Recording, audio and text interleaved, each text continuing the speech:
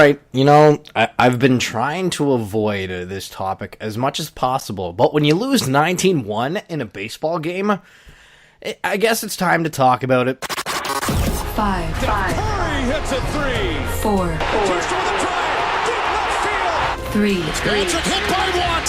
Sack number 10. 2. Messi with a record-breaking goal. 1. Welcome to BSS Sports. Now, here are your hosts, Steve, and Trevor. Good afternoon and welcome to another edition of BSS Sports. My name is Steve Schill with the ever-lovely Trevor to the Struthers. And yes, the Toronto Blue Jays, I was looking at a TV and it said 19-1, and I was like, hold on, I don't have my glasses on. And then I got home, and you know what? That was actually a thing. Now, it was against the Houston Astros, who are 60-29. About 3 years ago, you would have probably paid about $100 to say, yeah, the Houston Astros wouldn't be where they are today. But with that being said, is this the Houston Astros having one hell of a year, or is this the Toronto Blue Jays having quite the down year? I guess it'd be a bit of a combination of both. And I mean, it was just a rough day in general for Happ the other day, where he gave up 6 runs over 4 innings, but only 2 were earned. It's really not going to hurt his ERA much. I mean, 2 runs over 4 innings isn't great either. 2 earned runs over the 4 innings, but there was 4 runs there that were unearned, and it was just a horrible day, start to finish, for the Blue Jays, and that goes without saying, and it's maybe a bit of a microcosm of the season to this point for the Blue Jays, but you go up against one of the better teams in baseball, and the Blue Jays overall in the series didn't fare too bad. It was just a horrible final game that led them into the All-Star break. Now, we are getting to this All-Star break, and tonight is the Home Run Derby. And the biggest thing that I find with the Home Run Derby is every single year, it's never the same people. Back in 2015, we were having Albert Pujols, Josh Donaldson, Prince Fielder for crying out loud, and Manny Machado, just to name a few, as well as Chris Bryant. But then this year, all the names completely change, and we'll go over them in a minute, but why do you think that every single year these Home Run Derby participants are always different? I mean, okay, Albert Pujols and Prince Fielder, sure, they've been in a couple of them, but for all intents and purposes, it seems that every year it's different people. Yeah, well, you look at the home run leaders so far for this season, it is a whole bunch of new people, younger players like an Aaron Judge and a George Springer. Stanton's there, and Stanton's probably been that consistent name over the while. Mike Moustakas is up there for home runs. There are a lot of new names that are up there, and obviously it also goes back to the part, too, where some players, to a certain extent, feels like it can wreck their swing, so they'll decline for that reason, or they'll decline because they want a bit more of a break to come with their All-Star game and one less event to participate in. So I think it's a good thing to change it up instead of getting the same old names year after year. So I think that's a great thing for the Home Run Derby, and it should make tonight's Home Run Derby really interesting. Now, I guess for me, the 2 big names coming into this Home Run Derby are Aaron Judge, the rookie coming out of New York, who is absolutely dominating in terms of home runs, and the Yankees are doing pretty good themselves, but then also Giancarlo Stanton, who last year we know had the issue and was pretty much out for most of the year. Now he's coming back to the All-Star game in Miami, and he's in the Home Run Derby, so do you think he's going to try a little something, show some things off, try to be the Alexander Ovechkin of the Home Run Derby? Or do you think he's just going to try to grind in there and get the win? I don't know. It's hard, because with the Home Run Derby, it's hard to be flashy. Like, you can try to hit the ball far. It doesn't necessarily mean you're going to, even in BP. But, Giancarlo Stanton can really smash some baseballs. And, we've seen it in previous Home Run Derbies, just how far he can really hit a baseball. And for Aaron Judge, this will be interesting, just because it is his first time in a Home Run Derby. So, obviously, there probably have been people paying more attention to his batting practices recently to see how he's been handling that. Yeah, I mean, to see what Aaron Judge could do in the home run derby at such a young age would also be really interesting to see. So, yeah, I mean, I think you're right for the big names that it would come down to. Stanton's that big name home run wise that has been, around for a few years. Aaron Judge is this new sensation, and they both can hit the ball a long way and do it numerous times. And it wouldn't be surprising to see these two put on a show.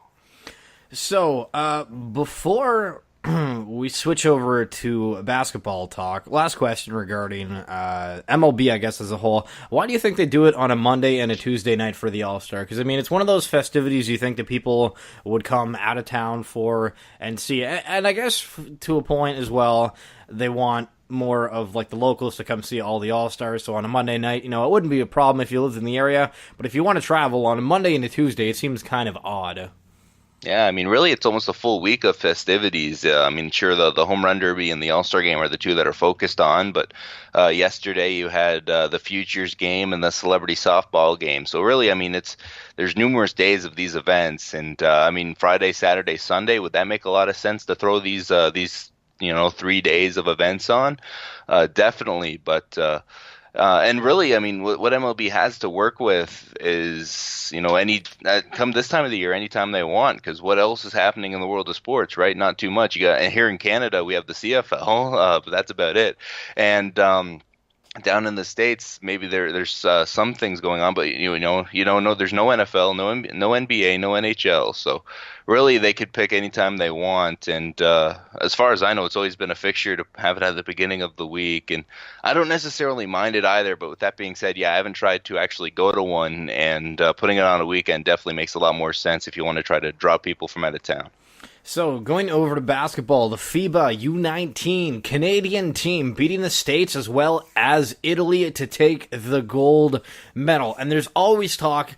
I mean, if we're looking at soccer, when the women's soccer team was doing phenomenal, everybody's like, oh, this is good for soccer as a whole. I mean, the past couple of years, we've seen the Raptors doing better and better. Obviously, NBA players as a whole raking in the cash. So, obviously, there's getting a spotlight kind of put on people saying, hey, you know what? Basketball might be the kind of career route to go. And I guess this is paying off because Canada, in all honesty, really hasn't done a whole lot. Soccer, definitely not. But basketball, we've been all right. But I guess the biggest name we've had is Steve Nash and then Andrew Wiggins. And now the team as a whole is coming through and we're starting to get some new names. So is this good for Canada basketball as a whole?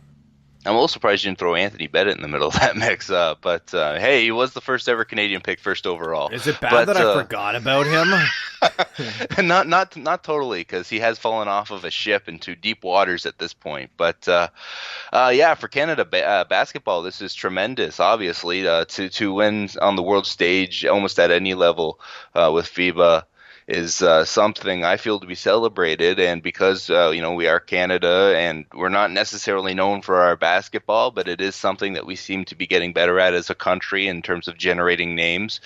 It's a great sign. And I mean, really, all this really does is build my excitement for Olympics down the road as well. I mean, we talk about the upcoming Olympics, and I mean, Anthony Bennett was probably a name too that was going to be like, oh, this guy with Andrew Wiggins and the Olympics, putting on a show, and that's not going to happen anymore. But I mean, definitely with Canada here in the next Olympics, and some of the names that they could potentially have on that team, and then down the road, if some of these guys really turn into something from this under-19 team and are able to maybe have careers in the NBA, it only means better for Canada basketball and generating more and more players just from the intrigue of watching the team. Now, it's always interesting because basketball, I feel like, and in the States, I mean, they always really win, right, when it comes to international basketball. But I feel like international basketball in this country, we don't pay too much attention to, and I do wonder if we find some more success in international basketball, how many people will exactly watch. So that's something to kind of pay attention to because definitely at this point, I mean, international hockey we'll watch. You get a little excitement come the World Baseball Classic, but and especially this past year we had Freddie Freeman in it for Canada, and so you have excitement for those, and you build some excitement for the Olympics. Obviously, in this country, we go nuts for the Olympics. But I do wonder, obviously, with the basketball being during the Summer Olympics, if that would be like almost to the same level of how we treat hockey with the Winter Olympics. I mean, I don't think our expectations going in would, even if we won a gold medal at an Olympics, I don't think our expectation would ever be to go into an Olympics and win a gold like we do with hockey. But I do wonder if it could garner the same attention from not only the media, but from the spectator, and can they tune in and watch it just as much as they would with the hockey. Now, switching over to NBA basketball, the Raptors are doing, I don't know if this is good or bad, but DeMarre Carroll, he has $30.2 million left on his contract. And so he got traded to Brooklyn, and some picks were included with that to Brooklyn. And then Corey Joseph gets swapped with the Indiana Pacers for CJ Miles. I'm kind of confused, I guess, because I mean, I didn't really think DeMarre Carroll. Andy Carroll is a soccer player. DeMarre Carroll, I mean, he was supposed to be the LeBron stopper and this and that, and I mean, I just didn't really feel like he lived up to expectations. Corey Joseph was the guy we got from the Spurs, and we're like, oh, he's Canadian. And I mean, he was decent and everything, but I don't really know how to break down these moves by the Raptors and look at it as in they don't want to pay any extra, or they're kind of thinking, hey, the East is weaker, why do we need all these guys? Or we've overpaid for them. I just don't know where to go with this. Trev, what's your take on it? Well, I think definitely DeMarre Carroll did not live up to the expectations that he had coming in, and some of that's team related. And I mean, let's not forget, this is a team that did go to the conference finals, just not this past year, and this past year ultimately ended disappointingly. With that being said, Cleveland was on a tear, and nobody really could stop them until they ran into Golden State. But just looking at these moves, the DeMarre Carroll one's not too surprising, and then they go make the trade with Indiana with Corey Joseph involved, and I think that shows a lot of confidence in Delon Wright as a guard to back up Kyle Lowry to the point where they feel like they don't need a Corey Joseph, even though he is from the Toronto area.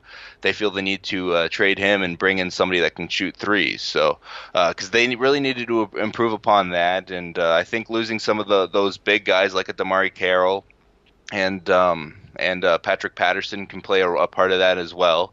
But they felt the need to, and they have been a team that recently have been a little guard heavy. And so they are able to deal a guard, bring in somebody else. And yeah, I mean, it is unfortunate for Corey Joseph to be traded, because I feel like he got a lot of love from the fan base in Toronto for obvious reasons. And he's not going to get that same sort of love for the same reasons in Indiana. I think it's a solid move for the Raptors. It'll give Delon Wright a chance to really play some solid minutes and try to develop as a strong guard. Now, going over to hockey. We're going to switch over to hockey for a minute. I think Jaromir Jagr is still a free agent. Do you think that anybody is going to pick the guy up? Because, I mean, he didn't have a bad season, but he is getting to the point where you're questioning things. But I don't know if you can actually question Jaromir Jagr. Yeah, well, he's a year older now, obviously, than what he has been the previous year. But we have 31 teams in this league now, and with that being said, what that means is that everybody moves up on the depth chart a little bit, because now there's one more team to fill. So I think Jaromir Jagr, there's no question he's going to find a home somewhere.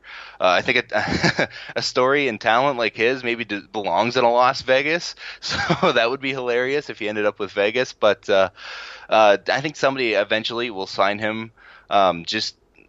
Now, the issue with that is with Jaromir Jagr and the talent that he has had and the career that he has had, I don't know how big of an ego he may have, but his role could be very diminished on a team, and he may not want to sign with that team because of the diminished role. So, I mean, that could also play a factor into if and when he signs, but I think there's definitely should be some interest from some teams in the league, just simply because.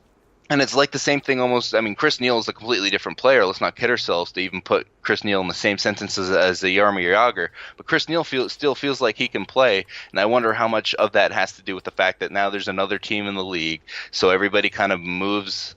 You know, like you're filling another team now full of players, and there's going to be more opportunity for anybody in the league now. Now, final thing with a little bit of a local touch. If you remember Belleville Bulls goaltender Malcolm Subban, he is a free agent. He has obviously played with the Boston Bruins. They gave him 2 shots in the NHL, once in the 2014-15 season, and he let in 5 goals. And then in 2016-17, this year, he played once, and then again let in 5 goals. So a lot of people are calling him a bust. I don't think the Bruins are going to re-sign him. I mean, in the OHL, he was phenomenal in what he did, and he was one of the bigger names, obviously being a Subban. But it looks like in NHL terms, he's not going to succeed, at least at the current time. Now, he is 23 years old, and goaltenders obviously need a bit more time to get used to things. I think, I don't know if I can safely say that, but it's one of the harder positions, so the veterans usually take things. What's your take on the whole Subban situation? Well, he'll find a home somewhere, probably playing in the AHL next year. And I mean, you would hope not the ECHL, but I think he is an AHL level talent. And you do wonder, I mean, the Ottawa Senators didn't bring back Matt O'Connor. Now they did bring in Danny Taylor, a bit of an older AHL goaltender. So that spot may already be filled. But you do wonder if maybe there's a home in Belleville for him potentially somewhere down the road. I think that would be a nice little reunion/comeback for Malcolm, because he was loved in Belleville. I mean, let's not kid ourselves. So that would be pretty cool, but that's also a little bit of a pipe dream, and I mean, maybe one day it'll happen, but I think Malcolm Subban will find a home somewhere. And goaltenders, I mean, he's young. He's got time to develop into somebody that could play more consistently in the NHL. I don't know if I ever see him being an NHL starter, but he could definitely be an NHL backup somewhere down the road if you give him 5 to 6 years' time, and when goalies really start to peak in their late 20s. That's it for this edition of BSS Sports. Make sure to like us on Facebook and follow us on Twitter, archiving all of our works on YouTube at BSS Productions. For Trevor, Struthers, and myself, Stephen Schill, we'll catch you next Monday.